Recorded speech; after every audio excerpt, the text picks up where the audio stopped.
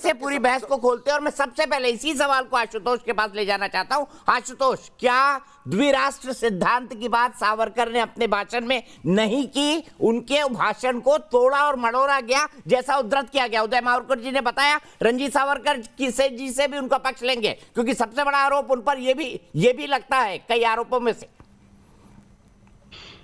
मुझे लगता है कि इतिहास को तोड़ने मरोड़ने की जिम्मेदारी कुछ लोगों ने अपने कंधों पर ले ली है, इसलिए वो इतिहास को गलत संदर्भों में बेचने की, जो लोग ये कहते हैं कि सावरकर ने दो राष्ट्र का सिद्धांत नहीं दिया था, या तो उनको इतिहास की समझ नहीं है या वो जो इतिहास है उसको जानते ही नहीं अच्छी तरीके से। सिर्फ हिंदुत्व ही खाली पढ़ने को ज्यादा पढ़ने की जरूरत ही नहीं है। ये किताब मेरे आंखों के सामने है, इस किताब को अगर आप पढ़ लें और इसमें कुछ चीजें जो लिखी है बहुत साफ तौर पर स्पष्ट है कि उनका साफ तौर पे कहना है कि जो क्रिश्चियंस और मुसलमान है वो इस देश के लिए कभी भी जो है ये विश्वास पात्र नहीं हो सकते, क्योंकि इनको जो पुण्य भूमि है वो इस देश की नहीं है। और यहीं से बहुत ये किताब 1923 में आई थी, आप 1937 की बात कर रहे हैं। मैं उस बहस में जाना ही नहीं चाहता, क्योंकि आज की तारीख में सावरकर को गांधी से बड़ा बनाने की कोशिश की जा रही है।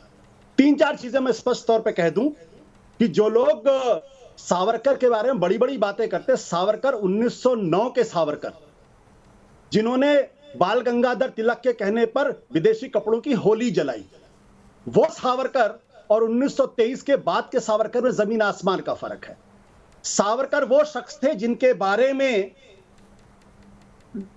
देश के वल्लभ भाई पटेल ने गांधी जी की हत्या के बाद 27 फरवरी 1948 को जो चिट्ठी लिखी थी, वो मैं आपको बहुत लंबी लिखी, खाली एक ही चीज पढ़ना चाहूंगा। It was a fanatical wing of Hindu Mahasabha directly under Savarkar. फिर से पढ़ देता हूं।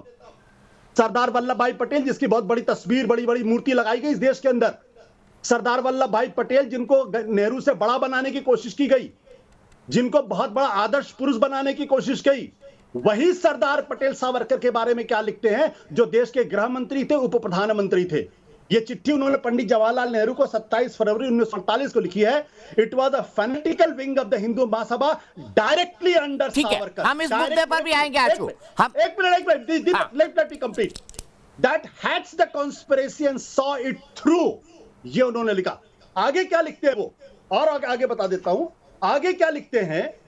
फिर उन्होंने कहा है, जब श्यामा प्रसाद मुखर्जी को जब श्यामा प्रसाद ने चिट्ठी लिखी और श्यामा प्रसाद मुखर्जी ने कहा कि भाई आप सावरकर को राजनीतिक पूर्वाग्रह की वजह से आकलन नहीं होना चाहिए, तो सरदार पटेल ने कहा कि राजनीतिक पूर्वाग्रह से कोई आकलन नहीं होगा, कानून की नजर से होगा।